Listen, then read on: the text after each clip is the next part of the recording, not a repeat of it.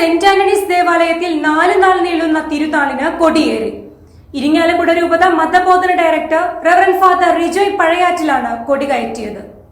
Puthenvelikkara കരോട്ടുകര saint Antony's ദേവാലയത്തിൽ വിശുദ്ധ അന്തോണീസിന്റെയും വിശുദ്ധ സെബസ്റ്റ്യാനോസിന്റെയും പരിശുദ്ധ കന്യകാമറിയത്തിന്റെയും തിരുനാളിന് കൊടിയേറി.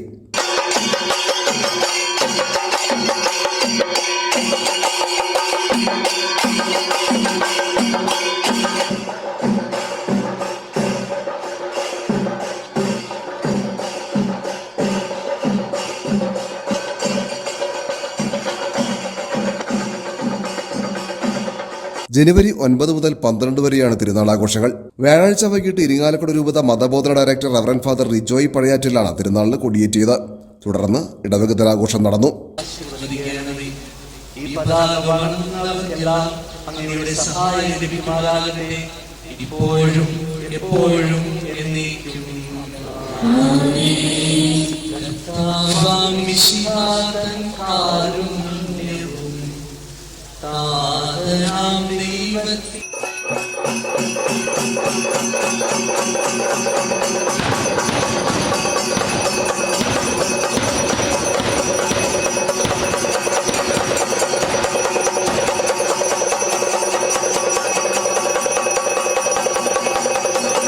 ഈശോ പറയുന്നുണ്ട്, നമ്മളുടെ വിശ്വാസം അത് ഗോപുരത്തിൽ ഒരു ഗോപുരം പോലെ, മലയിലെ ഒരു ഗോപുരം പോലെ ഉയർന്നു നിൽക്കണം, പീഠത്തിൽ മെവച്ച ദീപം പോലെ കത്തിജ്വലിക്കണമെന്ന്.